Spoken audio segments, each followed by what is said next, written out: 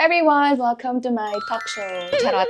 It's just a regular Sunday and we have decided to go here at Bakuran 1. So pinamili namin yung mga kids kasi bago kami pumunta. Kung Bakuran 1 or Bakuran 2. So Bakuran 1, this is the mountain side. Tapos Bakuran 2, yun yung aming old house. And they chose Bakuran 1. Si Kuya actually mas gusto Bakuran 2 kasi mas malapit.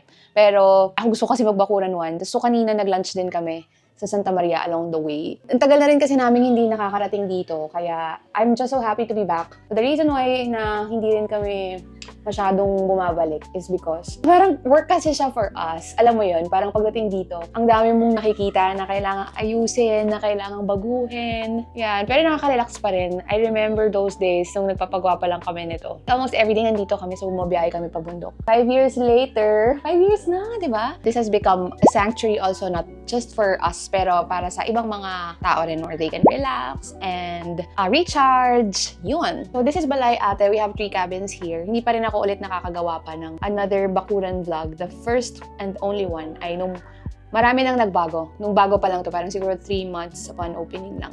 Hindi ko alam kung kailan ko siya magagawa. Parang not today. Pero marami nang nabago. We have our own in-house cafe already here. Tapos mas marami na mga puno. Mas ano na siya, mas malilim na dito. Itong Bakuran, ginawa talaga siya na wala talaga, parang dalawa lang yung punong nakatanim dito. Pero ngayon, daan-daang puno na yung nandito sa loob. Yan lang. See you later.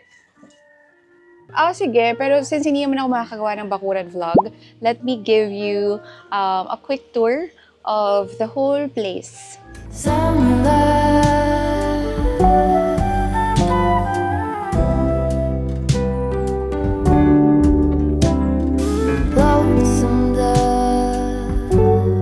Folded on the lawn chair in all the colors.